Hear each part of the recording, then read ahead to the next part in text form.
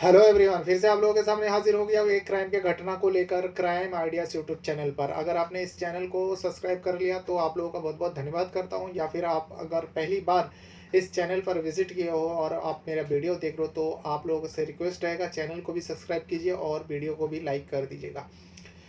आज की कहानी जो है बड़ी दर्दनाक है। आज का कहानी मैं जिस प्रदेश में रहता हूँ और जिस जगह पर रहता हूँ बस इसी से जुड़ा हुआ है और इसके इर्द गिर्द इस घटना को अंजाम दिया गया। घटना बड़ी दर्दनाक है क्योंकि इस घटना में, आज की घटना में, एक महिला जो है, शादीशुदा महिला होती है, उम्र है 32 साल, 32 ईयर्स। अपने पति के साथ सब कुछ अच्छे से रह रहा था, लेकिन फिर वही होता है जैसा कुछ दिनों से हो रहा है। एक लड़का के चक्कर में आता है और वो लड़का जो है उससे 8 से 10 साल छोटा होता है। यानी 8 से 10 साल छोटे लड़का के साथ उस लड़के का उम्र जो है 20-22 साल बताया जा रहा है और वो पढ़ाई कर रहा था। उसके चक्कर में आती है और उसके चक्कर में आकर ऐसा कदम उठाती है जो अपने ही पति को अपने हाथों से मार देती है। मारने के बाद बड़ी प्लानिंग के साथ उसने अपने घर के जो बीच बराबर गड्ढा खोदते हैं, टाइल्स हटवाते हैं, गड्ढा खोदते हैं और उस पति का बॉडी को वहाँ पे दफना देता है। किसी को कानो कान खबर नहीं। बड़ी प्लानिंग के साथ, बड़ी इत्मीनान के साथ इस काम को अंजाम दिया गया था। पता नहीं चला, बॉडी जो पति का बॉडी जो है उसी घर में सड़ता रहा, पर वो जो पत्नी है उसी घर में अपने आशिक को बुलाकर रंग रलिया हर रोज मनाया करती थी, क्योंकि वो आशिक जो है उसी के पड़ोस का रहने वाला होता है। जब वो लड़का पढ़ाई से घर वापस आता, आने के बाद उसका एक ही काम था फौरन अपने प्रेमिका से मिलने जाना और प्रेमिका के साथ वो सारी हरकतें करना जिसके चलते पति को इन दोनों ने हटवाया था। यही सब सिलसिला चल रहा था, लेकिन पाप कब तक छुपता। पाप आखिर एक दिन लोगों के सामने आता, पर वैसा ही हुआ। जब लोगों को धीरे धीरे पता चला, खास करके मरने वाला व्यक्ति का भाई जब अपने भाई को ढूंढते हुए उस घर तक पहुंच गया, तब उसके भाभी को लगा, यानी उस महिला को लगा, अब इस घर को छोड़कर भाग जाना ही बेहतर होगा। वो अपने प्रेमी को पूरी बात बताती है, जो मामला आगे बढ़ रहा है। क्या करें? प्रेमी कहता है ठीक है, हम लोग कहीं छुप जाते हैं। वो महिला अपने 8 साल का बेटे को साथ में लेती है और लेने के बाद अपने आशिक के साथ उस शहर को छोड़कर दूसरे शहर में चली जाती है। अब कहाँ पर चली गई थी उसके बारे में तो पता नहीं था, लेकिन आज 22 जुलाई, इस रात को, जिस रात को मैं वीडियो बना रहा हूँ, ये 23 जुलाई की रात लग चुकी है, बल्कि 22 और 23 की रात को ही मैं वीडियो बनाता हूँ। मध्य रात को मैं वीडियो बनाता हूँ और जब ये वीडियो बना रहा हूँ तब तक खबर आती है कुछ ही समय पहले वो दोनों प्रेमी जोड़ा को, यानी उस महिला, कातिल महिला को और उस कातिल आशिक को एक जगह से पकड़ लिया जाता है और दोनों को लेकर पुलिस थाने पहुंचता है। और जिस व्यक्ति का बॉडी उस घर के अंदर था उसकी बॉडी भी, जैसे कि मैं शुरुआत में बताया, हमारे इर्द गिर्द का ही घटना है।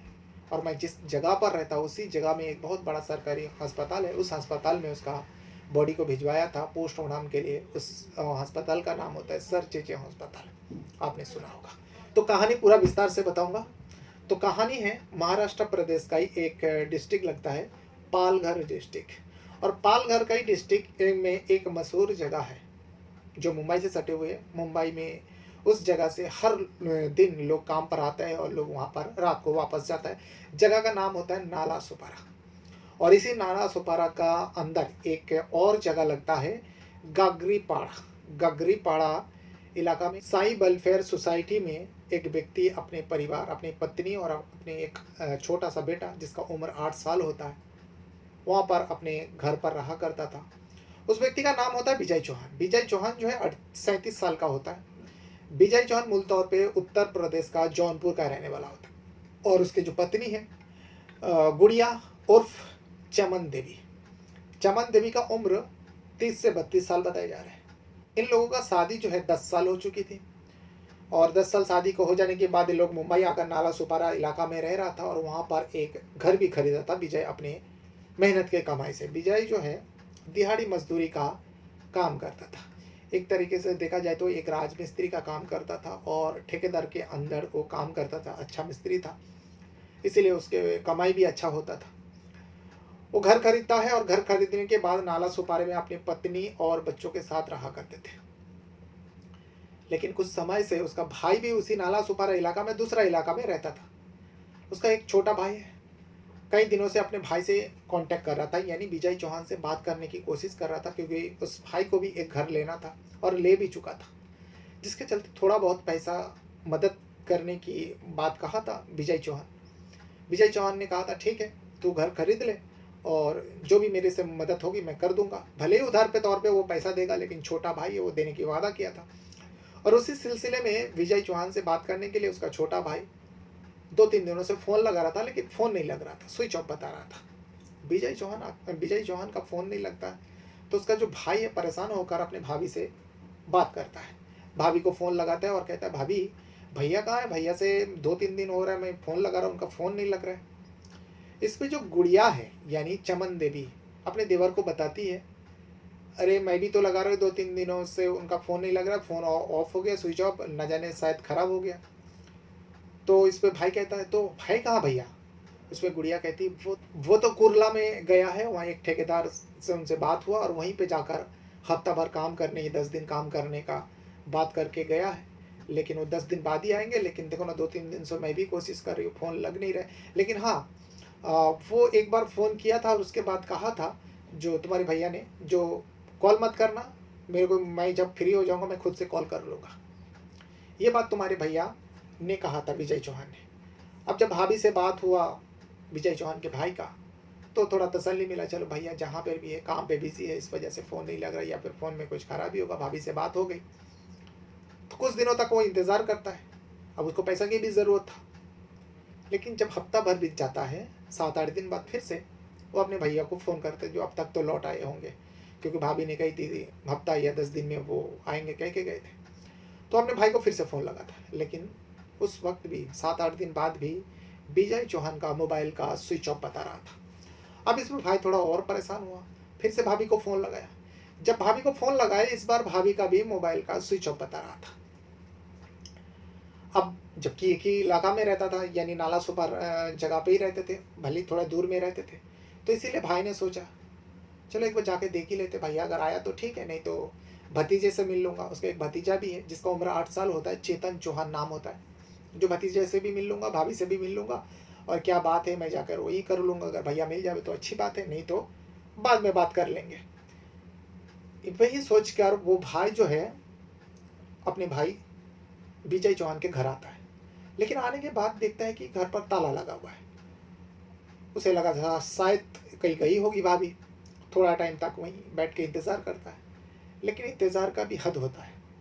जब 1 घंटा बीत गया, 2 घंटा बीत गया, तब वो भाई जो है उसके अगल बगल में जो लोग रहते हैं, घर है, उन लोग से पूछा, जो मैं विजय चौहान का भाई हूँ, और आसपास वाले देखा भी था, अक्सर आना जाना करता था, तो मैं विजय चौहान का भाई हूँ, आप लोगों ने मेरे भैया या भाभी को देखे आप लोग?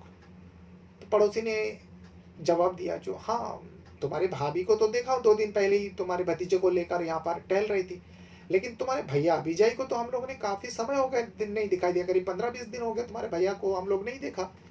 लेकिन तुम्हारा भाभी 2-3 दिन पहले दिखाई दी थी, लेकिन 2-3 दिन से तुम्हारी भाभी को भी दिखाई नहीं दे रहा है, ये घर में ताला लगा हुआ है।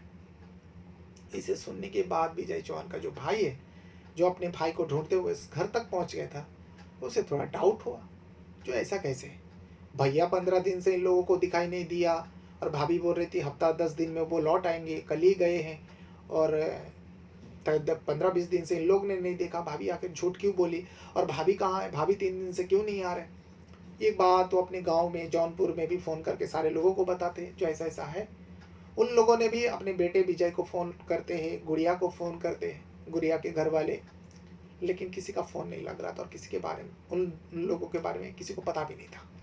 आखिरकार विजय चौहान का जो भाई है उसे थोड़ा परेशानी हुआ। वहाँ पे जो भी लोग रहते थे उन लोगों से पूछताछ करता, या पे इसका बेचैनी बढ़ते गया, परेशानी बढ़ते गया। अब लोगों ने सोचा, अरे ये तो बहुत परेशान हो रहे हैं, अपनी भाभी को नहीं दिखाई दे रहा है, भैया को नहीं दिखा दे रहा है, और बाकी उन लोग ने भी नहीं देखा। तो आसपास वाले ने उस लड़का से कहा, विजय चौहान के भाई को कहा, बोले देखो ज़्यादा परेशान मत हो, एक काम करते हैं, क्योंकि विजय चौहान का भाई कह रहा था चलो हम लोग, आप लोग गवाह रहे ना, मैं इस घर का ताला तोड़ देता हूँ, देखता हूँ घर का मसला क्या है। फ़ोन क्यों नहीं लग रहा? अगर वो लोग बाहर गए तो कम से कम फ़ोन तो ऑन करते। मुझे बहुत टेंशन हो रही है, क्या हो गया मेरे भैया को, भाभी को, भतीजे को? तो आस-पास वाले ने कहा, देखो भाई, किसी का घर का ताला तोड़ना अच्छी बात नहीं है। भले ही तुम्हारा भाई है, लेकिन उनके गैर मौजूदगी में तुम्हें ताला तोड़ोगे। एक काम करते हैं, उस इलाका में जो छोटा-मोटा नेता होता है, वो आस-पास ही कहीं जगह जहाँ पर बैठते थे, उन लोगों के पास वहाँ के लोग गए और जाकर विजय चौहान के बारे में बताया, जो ऐसा-ऐसा है। एक विजय चौहान नाम का व्यक्ति है, उसका फैमिली यहाँ पर रहते थे, लेकिन उसका तो कोई पता नहीं। उसका भाई ढूँढते हुए यहाँ तक आया, उसके घर में ताला लगा हुआ है और उन दोनों का पति-पत्नी का फ़ोन भी नहीं लग रहा है, तो वो ताला तोड़ने की बात कर रहा है। तो क्या करें? अब वो ठहरे वहाँ का छोटा-मोटा नेता, तो इसीलिए वो अपने 2-4 लोगों को लेकर वहाँ पर पहुँचता है, घर के बाहर आकर देखता है, आस-पास वाले से पूछता है। आस-पास वाले ने भी वही चीज़ बताया, जो हाँ, ये बात सही है। विजय चौहान को तो कई दिन से नहीं दिखाई दिया, लेकिन 2-3 दिन से विजय चौहान की पत्नी जो गुड़िया है, चमन देवी को भी नहीं दिखाई दिया और भाई बहुत परेशान है। भाई तब तक रो रहा था, लोग शांत करा रहे थे, जो रो मत, कुछ नहीं होगा, हम लोग हैं, देखते हैं, चलो क्या किया जाए। आखिरकार भाई की परेशानी को देखते हुए वो जो वहाँ के जो छोटा-मोटा नेता है, वो कहते हैं, चलो ताला तोड़ देते हैं। कुछ लोगों को गवाह रखते हैं और वीडियो रिकॉर्डिंग करते हुए, ताकि बाद में जाके कोई इस मामले में गड़बड़ी ना हो, इसलिए आजकल का दौर है, जो भाई वीडियो रिकॉर्ड करो। वीडियो रिकॉर्डिंग में ताला तोड़ा जाता है और सब लोग घर के अंदर चले जाते हैं और विजय चौहान के भाई भी जाते हैं। जाने के बाद देखते हैं, पूरा घर को खंगालते हैं, लेकिन घर के अंदर भी सब कुछ जैसा कि वैसा ही था, किसी की मौजूदगी नहीं था।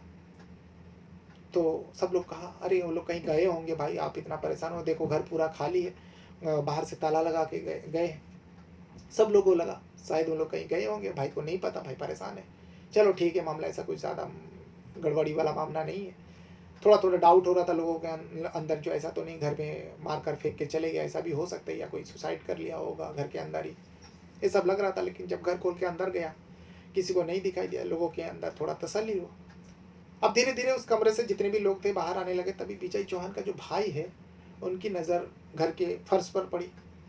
फर्श पे टाइल्स लगा हुआ था और ऐसा टाइल्स पे नज़र पड़ा, जो 3 टाइल्स जो है 2 बाई 2 का टाइल्स था, यानी 6 फीट लंबाई में है और 2 फीट चौड़ाई में है। 3 टाइल्स, अलग टाइल्स लगा हुआ था। टाइल्स का कलर सेम था, लेकिन 3 नया टाइल्स लगवाया गया था, इसकी वजह से उसका चमक जो है बहुत ज़्यादा था।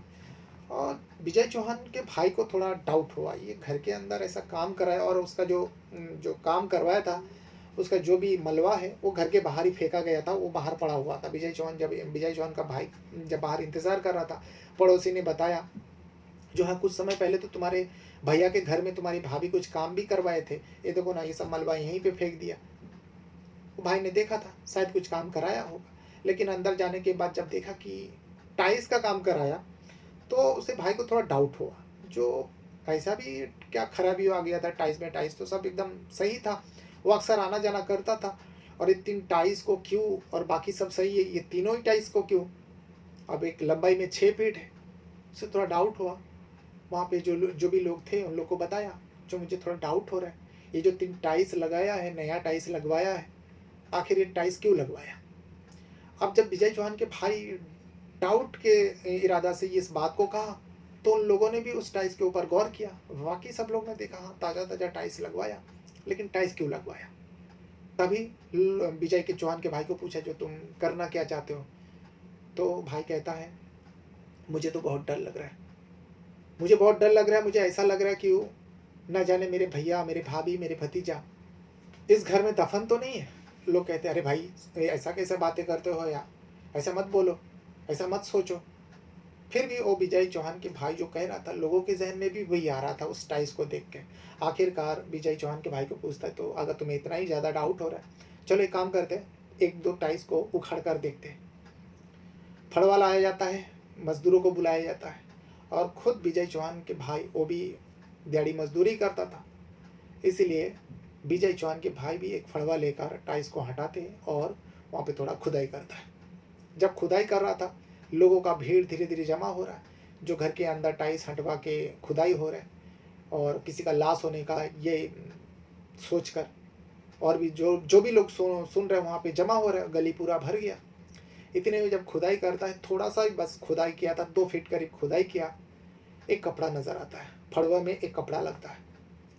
अब घर के अंदर वो कपड़ा जैसे ही नज़र आता है, विजय चौहान के भाई का एकदम होश उड़ जाता है। सारे लोगों की भी नज़र पड़ता है, सारे लोग जो है विजय चौहान के भाई को पकड़ लेते, जो इसे मत खोदने दो, क्योंकि अब लोगों को भी लगने लगा जो विजय चौहान के भाई जो सोच रहे शायद वही है। अब दूसरा लोगों को ऑर्डर देता है जो खोदो। जब थोड़ा बहुत और खोदता है तब बहुत ज़्यादा बदबू आ रहा है। अब लोगों को उस कमरे में रहा नहीं जा रहा था, इतना ज़्यादा बदबू आ रहा था, सारे लोग बाहर आ जाते हैं। और तभी लोगों ने कहा जो भाई यहाँ तक ही रहने दो, आप ये मामला बहुत ज़्यादा मैटर बड़ा है, एक काम करते हैं पुलिस को फ़ोन करते हैं।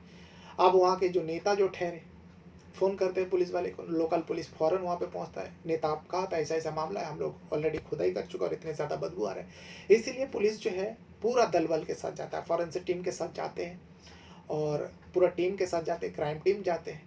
जाने के बाद वहाँ पर इस मंज़र को देखता है, उन लोग भी नाक पे कपड़ा रखते, मुँह पर कपड़ा रखता है और मज़दूरों से उस टाइल्स को हटवा के अब सही तरीके से खुदाई करवा रहे थे और सब वीडियो रिकॉर्डिंग हो रहा था। जब खुदाई करता है उसका वीडियो रिकॉर्डिंग भी बहुत ज़्यादा वायरल हो रहा है, वो मैं आप लोगों को दिखा नहीं सकता, यूट्यूब का जो भी एक पॉलिसी है उसके हिसाब से मैं दिखा नहीं सकता। तो खुदाई हो रहा था, रिकॉर्डिंग हो रहा था, तो जैसे ही 4 फीट के करीब खोदता है, उस गड्ढे से सड़े गले एक इंसानी बॉडी बाहर आती है। जैसे ही इंसानी बॉडी बाहर आती है, वो एक मर्द का बॉडी होता है, विजय चौहान का बॉडी होता है, विजय चौहान का भाई पहचान लेते हैं।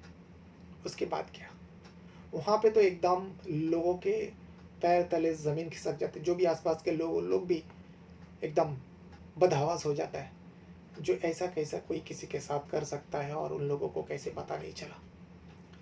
विजय चौहान के बॉडी बाहर आते ही वहाँ पे कई सारे और टीमें मौजूद हो जाता है, पुलिस वाले का आला अधिकारी भी पहुँच जाता है। मामला बहुत बड़ा हो चुका था और कई सारे न्यूज़ रिपोर्टर भी वहाँ पे पहुँच जाते हैं अपने कैमरे के साथ और सब कुछ लाइव दिखा रहा था। अब ढूंढा जा रहा था, चलो तो विजय चौहान का बॉडी मिला, लेकिन विजय चौहान का पत्नी गुड़िया उर्फ चमन देवी और उसका एक 8 साल का बेटा चेतन चौहान कहाँ है, उन लोगों को ढूंढा जा रहा था, लेकिन उन लोगों का नामो निशान नहीं था। उस कमरे में सिर्फ विजय चौहान का बॉडी था। जब विजय चौहान के बारे में उसके भाई से पूछताछ किया जाता, भाई ने भाभी के ऊपर शक जता दिया, जो मुझे पक्का यकीन है मेरे भाई के मौत के घाट, जो मेरे भाई के साथ जो कुछ भी हुआ है ये सब कुछ मेरे भाभी ने करवाया, क्योंकि भाभी का फ़ोन भी 3 दिन से बंद आ रहा और भाभी मुझे 1 हफ्ते से बेवकूफ़ बना रही है। वो कह रहे ठीक है भैया से बात करा दूंगी, जैसे फ़ोन आएगा तुम्हारे बारे में बता दूंगी, जो तुम फ़ोन किए थे तुम्हें फ़ोन करने की कोशिश कर रहे। और यहाँ आकर पता चला भाभी भी 3 दिन से गायब है। तो यानी भाभी मुझे झूठ पर झूठ बोल रही थी, बल्कि भैया 15 दिन से गायब है, आसपास वाले ने बताया। भाभी तो कह रही थी 1 हफ्ता पहले गया। तो भाभी के ऊपर शक जताया। आसपास वाले से जब पूछा गया, आसपास वाले भाभी के साथ साथ एक नौजवान लड़का का नाम बताता है जो उसी इलाका में रहता था, जिसका नाम होता है मोनू विश्वकर्मा। मोनू विश्वकर्मा 20 साल का होता है और इसलिए मोनू विश्वकर्मा का नाम बताते हैं पड़ोसी वाले। उन लोग बताते हैं जो मोनू विश्वकर्मा के साथ चमन देवी का रिलेशन है, उसके साथ उसका अवैध संबंध है। हम लोगों ने आंखों से, अपनी आंखों से ये सब देखते थे, क्योंकि विजय चौहान काम के सिलसिले में बाहर रहता और इसी का फ़ायदा उठाकर चमन देवी और मोनू विश्वकर्मा के बीच में इसी कमरे में, इसी घर में रंगरलियाँ मनाते। अब हम लोग क्या करते, हम लोग इस मैटर से दूर ही रहते, जो भाई उसकी ज़िंदगी वो जाने। हम लोग विरोध करेंगे तो झगड़ा विवाद होगा, इसलिए हम लोग सब कुछ देखते थे लेकिन कहते कुछ नहीं थे। लेकिन उस विजय चौहान को शायद पता लग गया था, इसीलिए विजय चौहान कभी कभार चमन देवी से झगड़ा भी करते थे, हाथ भी उठाते थे, मारपीट भी होते थे। ये पड़ोसी ने पुलिस वाले को बताया, जो हम लोग ने देखा, मार पिटाई होते भी, झगड़ा होते भी। लेकिन मियाँ बीबी के मैटर में कौन ऐसा बात करेगा, जो बात करना ही गलत है वो मियाँ बीबी है। इसीलिए हम लोग इस बारे में बात नहीं करते थे, क्योंकि चमन देवी का जो उस नौजवान लड़का के साथ उससे कहीं छोटा है, जब उसका ये हरकत है, इसीलिए हम लोग उस चमन देवी से भी ज़्यादा बातें नहीं करते थे। आसपास वाले ने तहरीर दिया। जब मोनू शर्मा के बारे में बात आया तो मोनू शर्मा के घर में जाते पुलिस की टीम और मोनू शर्मा के माँ बाप से पूछा जाता है, तो उनके माँ बाप भी गवाही देता है, जो हाँ मेरा बेटा भी 3 दिन से गायब है, जब से गुड़िया उर्फ चमन देवी गायब है। हम लोगों को भी पता था चमन देवी के साथ इस मोनू मेरे बेटे का कुछ ना कुछ कलेक्शन है। हम लोग ने बहुत समझाया, लेकिन नौजवान खून है, किसी का बात नहीं मानता और वो पढ़ाई करते और वहाँ पर जाकर पढ़ा रहता। और 3 दिन से मेरा बेटा भी घर से लापता है। अब पुलिस को लग गया जो इन दोनों का ही काम है, मोनू विश्वकर्मा और चमन देवी का। उसके बाद इन दोनों के बारे में सारे पुलिस स्टेशन में अलर्ट दी जाती है, क्योंकि इन दोनों ने मर्डर करके जो भागा था। लेकिन उन दोनों का कोई खबर नहीं। उन दोनों के बारे में अलग अलग जगह में दबिश दे रहे, खबरी को लगवा देते हैं।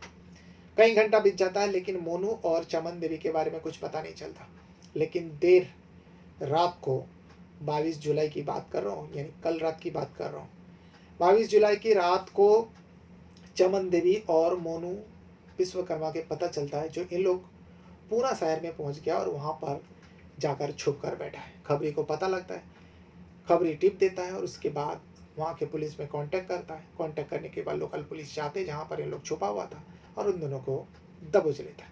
क्योंकि तब तक जो है ये खबर पूरे शहर में, पूरे प्रदेश में और पूरा हिंदुस्तान में इस खबर को न्यूज़ सोशल मीडिया ज़रा फैल चुके थे। जो एक पत्नी जो है अपने पति को मार कर घर में दफना कर अपने आशिक के साथ भाग गई, और वो आशिक जो है उससे 8 साल छोटा होता है। वाकई अब उन दोनों को पकड़कर तो लेके आ गया, लेकिन पोस्टमार्टम का रिपोर्ट नहीं आया। पोस्टमार्टम सर जे हॉस्पिटल में उस विजय चौहान का बॉडी को भेजा गया, जो मैं जिस जगह पर मैं रहता हूँ बस उससे सिर्फ 5 मिनट का ही रास्ता है। 5 मिनट की दूरी पर ही सर जे अस्पताल है, वहाँ पर उसके बॉडी को लाया गया है। उसका पोस्टमार्टम हो रहे और पोस्टमार्टम का क्या रिपोर्ट आती है और इन दोनों जो पकड़ लिया गया, इन दोनों क्या खुलासा करता है, कैसे मारा, किस वजह से मारा। वजह तो लोगों को समझ में आ रहा है, जो पति पत्नी के बीच में एक गैर मर्द का एंट्री और उसी के चलते ये मर्डर हुआ होगा। लेकिन कैसे मारा ये जानना पुलिस वाले के लिए बहुत ज़्यादा इम्पोर्टेंट है, बहुत ज़्यादा ज़रूरी है। और पोस्टमार्टम का रिपोर्ट में क्या खुलासा होता है, कब मारा था वो भी डेट सामने आ जाएगा, पोस्टमार्टम से भी पता चल जाएगा। और इन दोनों को जब पुलिस पकड़ा है तो इन दोनों अगर आसानी से मान जाता तो ठीक है, नहीं तो पुलिस का शक्ति के आगे अच्छे भी टूट जाता है। तो ये दोनों कौन से खेत के मूली है। वाकई पूरा घटना, पूरा दिन तक मैंने इस खबर का बारे में देखता रहा, सोचता रहा, पढ़ता रहा, जो आखिर वो दोनों कहाँ छुपा है। जैसे इन दोनों को पकड़ लिया जाता है तभी मैं सोचता हूँ चलो बहुत हुआ, अब इसके ऊपर वीडियो बना दो। लेकिन अभी तक उन दोनों कुछ खुलासा नहीं किया, जो किस हिसाब से उस विजय चौहान को मौत के घाट उतारा। बहरहाल अपने साथ साथ अपना परिवार का भी बहुत ज़्यादा ख्याल रखिएगा। और इस वीडियो को यहाँ तक देखने के लिए आप लोगों का बहुत बहुत धन्यवाद करता हूँ। कुछ कहना है, कुछ बताना है तो वीडियो के कमेंट बॉक्स में आप अपना राय ज़रूर दीजिएगा। Thank you very much. Vijay Chauhan करके उनकी फैमिली के साथ ओम साई वेलफेयर सोसाइटी गांगड़ीपाड़ा धानीबाग में रहते हैं। उनके 2 भाई बिलालपाड़ा में रहते हैं। तो जो दूसरे भाई जो बिलालपाड़ा में रहते हैं उन्होंने 20 तारीख को उनके भाई गुमशुदा होने की कंप्लेंट पुलिस स्टेशन में दर्ज कराई। और कल 21 तारीख को सुबह वो उनके घर पे जाने के बाद उनकी भाभी जो है वो भी गायब थी। और घर में जो टाइल्स, जो पुरानी टाइल्स निकाल के वहाँ पे नया टाइल्स बिठाया है, ये उनको उसकी वजह से शक आ गया। और कुछ वहाँ के रहने वाले लोगों को लेके टाइल्स तोड़ के उन्होंने जब वहाँ की सब मिट्टी वगैरह निकालने की कोशिश की तभी उनको बहुत स्मेल आने लगा। तो उसकी वजह से उन्होंने हमारे पुलिस स्टेशन को इन्फॉर्म किया। तब हम पुलिस स्टेशन के सभी ऑफिसर्स और स्टाफ वहाँ गए।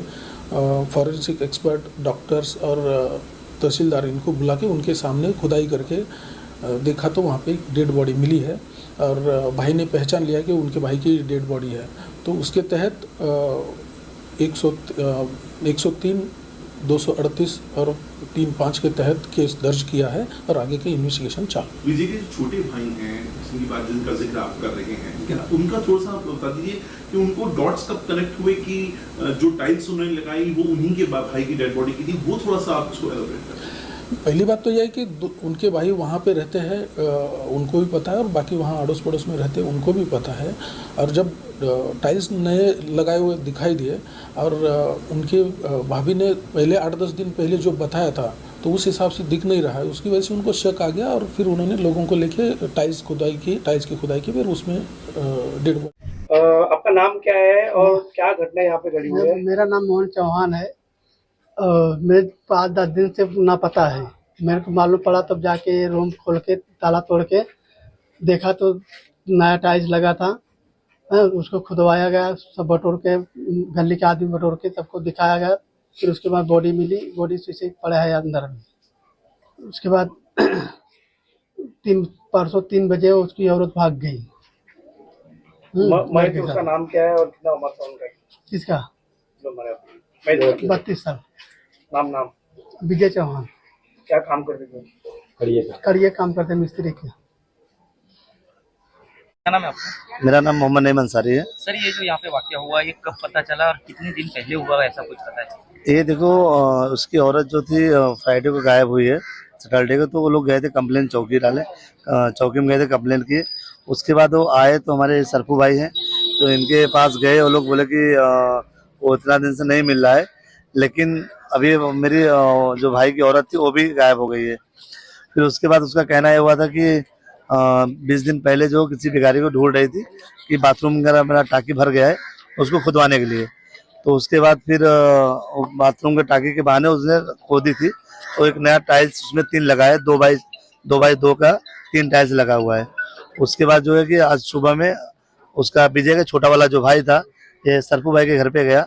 बोला अब्बा मुझे कुछ शक लग रहा है कि 3 टाइल्स घर में नया लगा हुआ है। तो उसके बाद सरफू भाई ने खुद आए। उसके बाद मोहल्ले के जो यहाँ पर अपना सोसाइटी है, उनके अध्यक्ष जो है धनंजय सिंह, उनको बुलाया गया और फिर मोहल्ले के 2-4 लोग को बुला के ले जाने के बाद फिर उसका टाइल्स तोड़ना चालू किए। टाइल्स तोड़ने के बाद दरमियान में 3 टाइल्स नया था, तो हम लोग ने बीच का टाइल्स तोड़े। बीच के टाइल्स तोड़ने के बाद ऐसा लगा कि भाई नई मिट्टी है, इसको और खोदा जाए। फिर खोदने के बाद फिर ये शक हुआ कि उसका जो काम किया था उसका कहना था कि भाई इसको तीनों टाइल्स तोड़ दिया जाए, नया है। फिर हम लोग ने तीनों टाइल्स उसको बकायदा वीडियो के साथ में तीनों टाइल्स तोड़ने के बाद करीब 2 फुट जाने के बाद तो फिर हल्का सा महसूस हुआ कि बास आ रहा है। तो फिर हुआ कि थोड़ा और खोदा जाए। फिर करीब 3 फुट जाने के बाद तो बीच वाले टाइल्स पे कुछ ऐसा लगा कि इसके अंदर कुछ है। तो ऐसा जो टिकाऊ था उससे खींचा गया तो कुछ आया और बास भरपूर आने लगा, तो उसी पे हम लोग रोक दिए। इसके बाद जो है कि अध्यक्ष बोले कि भाई हम चौकी में फोन करके बात करते हैं। उसके बाद फिर पुलिस प्रशासन आई, फिर उन्होंने उसी पे रोक दिया। क्या नाम था? कितने साल से वो लोग रह रहे थे? उसका नाम था विजय चौहान, जो ओमसाई वेलफेयर सोसाइटी है उसी में रहता था। करीब यहाँ से 10-15 साल से यहाँ रहता था। उनको कोई बच्चे वगैरह? हाँ, एक बच्चा है जो समथिंग 4 से 5 साल का है, न्यू जनरेशन इंग्लिश स्कूल में पढ़ता है बच्चा। आपको क्या लगता है कितने दिन पहले ये हत्या हुई थी? अब हत्या कहने का मतलब ये है कि इसके 20 दिन से विजय मिल नहीं रहा है, ऐसा मतलब उसके छोटे भाई बड़े भाई उसके चाचा कहना हुआ है कि 20 दिन से नहीं मिल रहा। तो उसको जब पूछा गया तो उसका कहना है कि कुर्ला में कहीं काम चल रहा है, वहां पर वो कॉन्टेक्ट लिए इसलिए वहां पर गए हुए हैं। इसके वजह से वो कुर्ला में थे बोल के हो गया। लेकिन जब 2 दिन से इसकी वाइफ जब गायब हुई तो इन लोगों को ज्यादा टेंशन हुआ, शक हुआ। उस शक के दरमियान पे हम लोग उसका घर खोदना चालू किए। झगड़ा बिगड़ा होता था जवानों? अब वो पड़ोसी के कहना है कि ऐसा तो कुछ माहौल नहीं था और तो कभी उठना बैठना बाहर से नहीं था। और 2 दिन पहले उसके जो बगल वाला है मोनू करके लड़का है, उसके साथ में अफेयर उसका कुछ ऐसा सुनने में आया, इसके लिए उसके साथ में फरारी। क्योंकि मोनू के मम्मी पापा का कहना है कि मेरा भी बच्चा गायब हुआ है और इसके साथ में ऐसा कुछ है। और ये सब सर्वेश गिरी करके एक है जो धानोबाग में बिल्डिंग के नाम है अपना, हाँ भागवत बिल्डिंग के बगल में उसका दुकान है। तो सब मास्टरमाइंड प्लान जो है उसी का है। कितने जन है इस हत्या के मामले? ये अब हत्या के मामले में से एक कह नहीं सकता कि कौन है, लेकिन जो तक से जो उसकी औरत है और एक मोनू है और प्लान जो